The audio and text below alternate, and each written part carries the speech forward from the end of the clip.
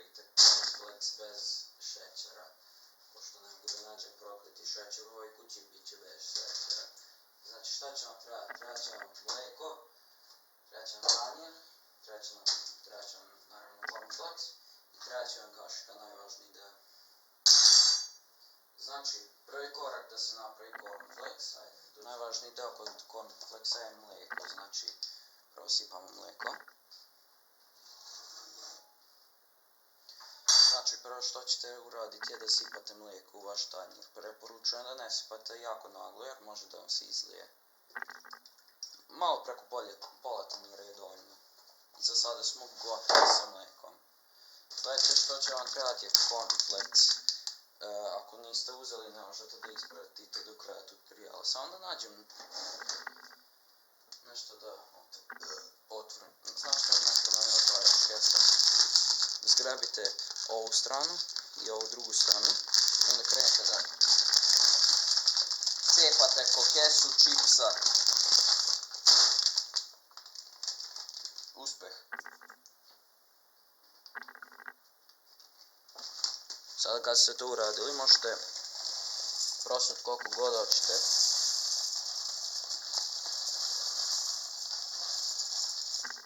U vaš tanjir. Još malo eto.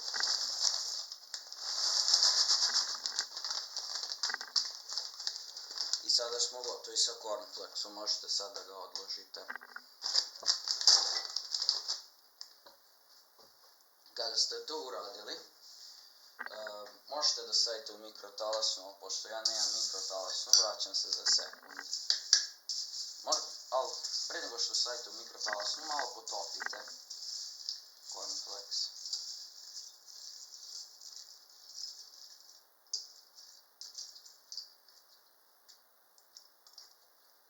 Sad ću se vratiti za sekund. Putem magija editonja nisam otišao 5 minuta, nego sam otišao 1 sekund.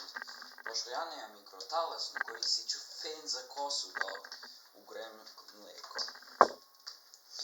Ako ćete i vi, onda stavite na maksimalnu opciju za toplotu.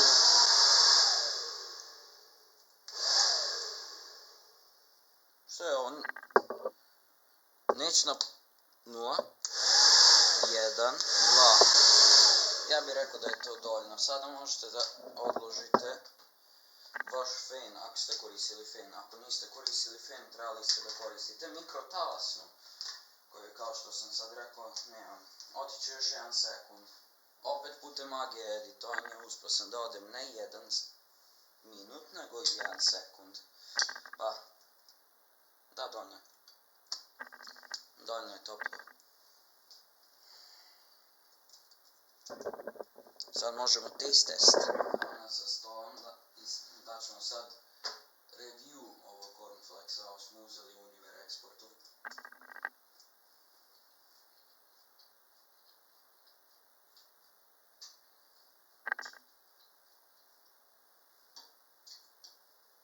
A još uvijek ne mogu da verujem kako nemamo šećer.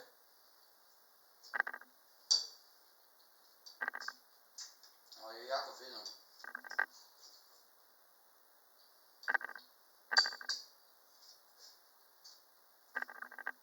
Ako vam se svidio video,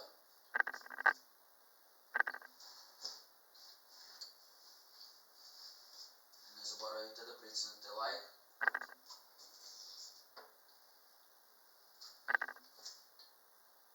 subscribe, uvijek to posa.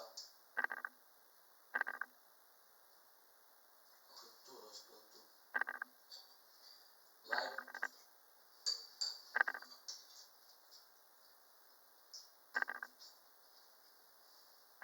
subscribe.